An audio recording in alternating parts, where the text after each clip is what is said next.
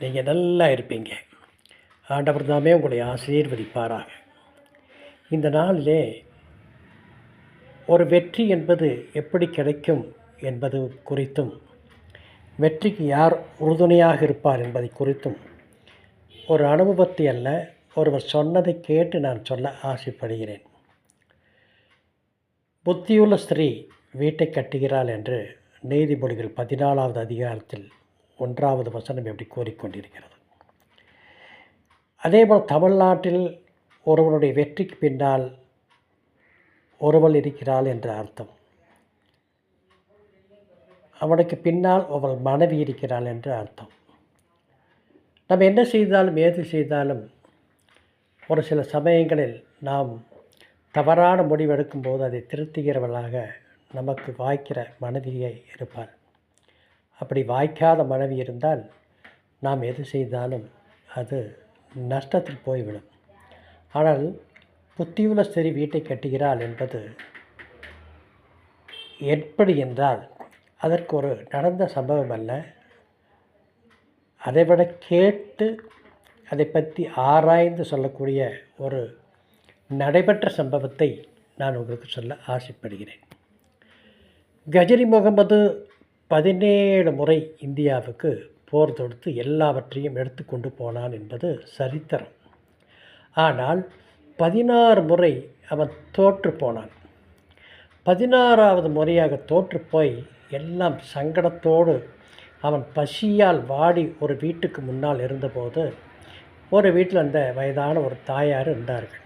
அந்த தாயார் இடத்தில், அம்மா எனக்கு கொஞ்சம் ரொம்ப பசிக்குதுமா, எனக்கு கொஞ்சம் சோறு செஞ்சு போடவில்லை, செஞ்சு கொடுன்னு சொல்ல, சோறு கொஞ்சம் போடுங்கம்மா என்று சொல்லும்போது அவன் யார் என்று அந்த அம்மாவுக்கு தெரியாது. அந்த அம்மா உடனடியாக இப்போ சமையல் செய்து சாப்பாடு சுட சுட சுட சுட ஆவி பறக்கிற சாப்பாட்டை கொண்டு வந்து இவனிடத்தில் வைத்தவுடன் இவனுக்கோ பசி. எடுத்த உடன் கையை நடு சோறில் கை வைத்தான். நடு சோறில் கை வைத்தவுடன் அந்த சோறு சுட ஆரம்பித்தது. சுட்டவுடன் அவன் கையை உதறி கொண்டிருந்தான். அந்த அம்மா கேட்டேன், என்னப்பா ஆச்சு? இல்லை ஐயா, இல்லை அம்மா, சாப்பாடு ரொம்ப சுடுது, அதனால தான் கை உதறினேன் அப்படின்ற உடனே அந்த அம்மா அவரிடம், என்னப்பா மூளைகட்ட இந்த கஜினி முகமது மாதிரி மடத்தனமான வேலை செஞ்சிட்டியே, ஒரு மூளையே இல்லாத கஜினி முகமது மாதிரி இருக்கிறியே அப்படின்னு கஜினி முகமதுக்கிட்டே சொன்ன உடனே இவனுக்கு டென்ஷன் ஆகிப்போச்சு. என்னடா இது, நம்ம தெரியாமல் இருக்குன்னா நம்மளை பற்றி சொல்ல வர்றாங்க, என்னாச்சவா அந்த கஜினி முகமதுக்கு என்று இவன் கேட்க அந்த அம்மா சொன்னாங்க, அவன்தான் புத்தி இல்லாமல் நேராக இந்தியாவுடைய தலைநகருக்கு வந்து போரிட்டான்.